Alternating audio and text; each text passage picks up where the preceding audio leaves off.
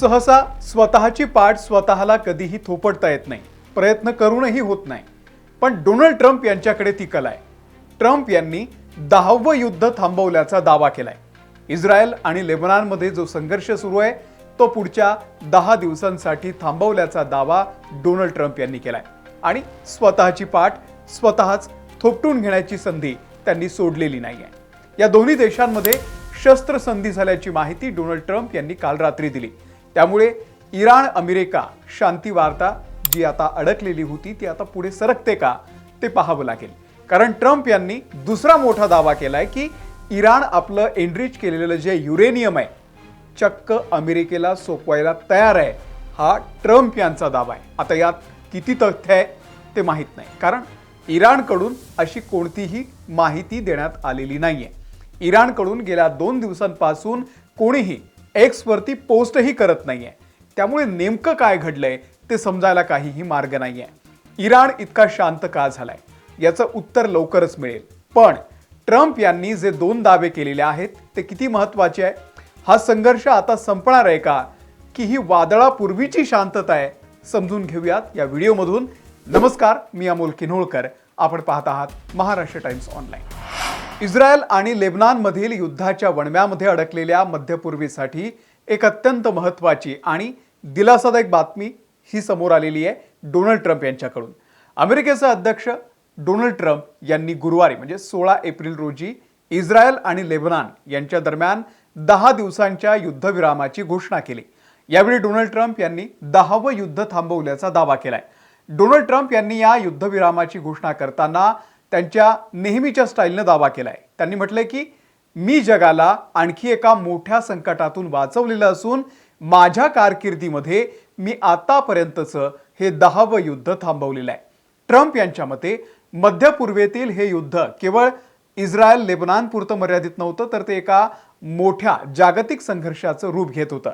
बीबी म्हणजेच नेतन्याहू आणि लेबनॉनचे अध्यक्ष जोसेफ ओन यांच्याशी झालेल्या प्रदीर्घ चर्चेनंतर हा 10 दिवसांचा युद्धविरामाचा काळ निश्चित करण्यात आलाय असं ट्रम्प यांनी नमूद केलंय. 17 एप्रिलच्या सकाळी ही माहिती जेव्हा जगभर पोहोचली तेव्हा लेबनॉनमध्ये फटाके फोडून स्वागत सुद्धा करण्यात आलं. आता 10 दिवसांचा सीज फायर झाला, पण पुढे काय? हे युद्ध कायमचं थांबणार आहे का हे सुद्धा पाहावं लागेल. यामध्ये काही महत्त्वाच्या अटी ठेवण्यात आलेल्या आहेत. त्यातली पहिली अट आहे की दोन्ही देशांनी शत्रुत्व सोडावं. इस्रायल आणि हिजबुल्ला या दोन्ही बाजूंनी एकमेकांवरती रॉकेट असेल किंवा ड्रोन असेल किंवा जे काही हवाई हल्ले होत आहेत ते करणं त्वरित थांबवावं. दुसरी अट आहे इस्रायलचं लष्करी स्थान कायम राहणार आहे. म्हणजे इस्रायली पंतप्रधान नेतन्याहू यांनी हे स्पष्ट केलंय की 10 दिवसांच्या काळामध्ये इस्रायलचं सैन्य दक्षिण लेबनॉनमधल्या आपल्या ठिकाणांवरून मागे हटणार नाहीये. इस्रायलनं तिथे 10 किलोमीटरचा सुरक्षा झोन कायम ठेवलेला आहे.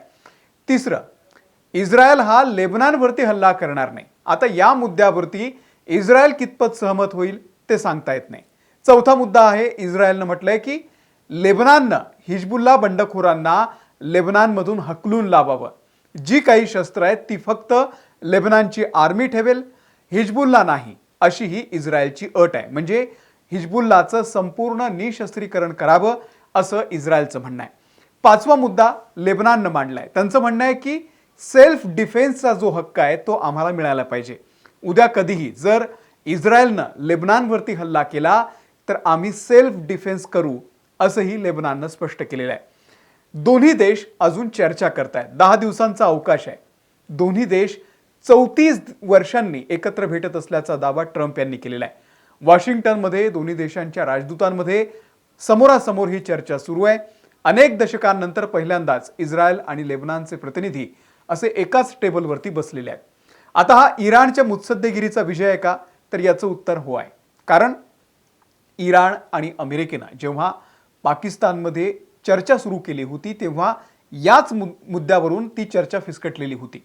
जोपर्यंत लेबनॉनवरचे हल्ले थांबणार नाही तोपर्यंत आम्ही चर्चाच करणार नाही असं इराणचं म्हणणं होतं.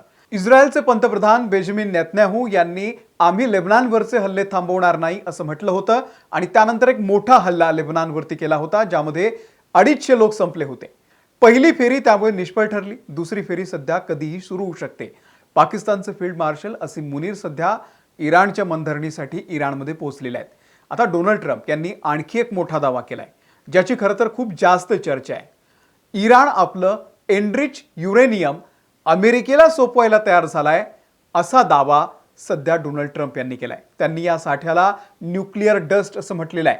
आता यात कितपत तथ्य आहे ते आपल्याला पाहावं लागेल, कारण ट्रम्प जो दावा करतात तो खरा असतोच असं काही नाहीये. बरेचदा ट्रम्प आपले बोलून टाकतात. ट्रम्प यांनी काय दावा केलाय की इराण आपली अण्वस्त्र निर्मितीची क्षमता कायमची सोडून देईल आणि त्यांच्याकडची 5%, 20% आणि 60% शुद्धतेचा जो युरेनियम आहे तो साठा अमेरिकेच्या ताब्यात देईल. यावरती इराणनं ऑलरेडी उत्तर दिलेलं आहे की युरेनियम एनरिच करण्याचा आमचा अधिकार निर्विवाद आहे, मात्र शुद्धतेची पातळी म्हणजे लेवल ऑफ एनरिचमेंट जे आहे तो चर्चेचा विषय असू शकतो. इराणनं 5 वर्षांसाठी अणुप्रकल्प स्थगित करण्याचा प्रस्ताव दिलेला होता, जो अमेरिकेनं नाकारलेला आहे. ट्रम्प आधी म्हणाले की अणुप्रकल्प तुम्ही राबवूच नका, नंतर म्हणाले चला 20 वर्षांनंतर राबवा. पण आता इराण थेट सर्व एनरिच युरेनियम ट्रम्प यांना देऊन टाकण्यास तयार होईल असं सध्या तरी वाटत नाही. त्यामुळे ट्रम्पचा हा दावा फार काही पटण्यासारखा नाहीये. इराण सहजासहजी आपला सर्व साठा देणार नाही, जोपर्यंत त्यांच्यावरचे जे जागतिक निर्बंध आहे ते पूर्णपणे उठवले जात नाहीत तोपर्यंत.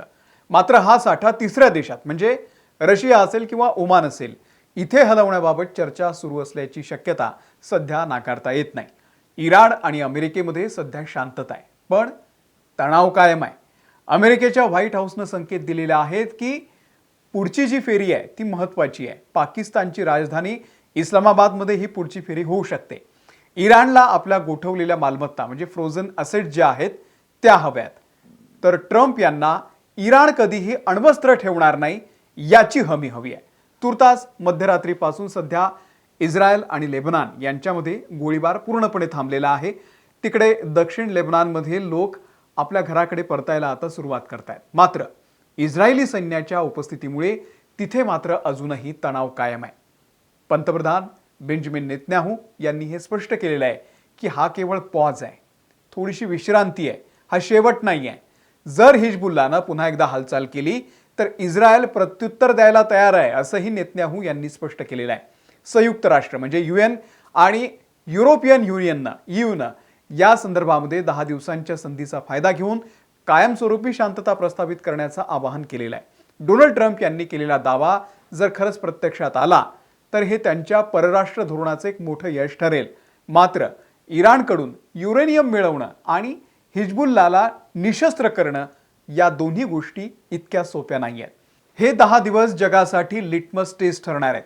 कायमस्वरूपी शांतता प्रस्थापित होणार की ही केवळ एका मोठ्या वादळापूर्वीची शांतता आहे हे काही दिवसांमध्ये स्पष्ट होणार आहे. तुम्हाला या सगळ्याबद्दल नेमकं काय वाटतंय आम्हाला कमेंट करून नक्की सांगा. या व्हिडिओमध्ये इथेच थांबतोय. धन्यवाद.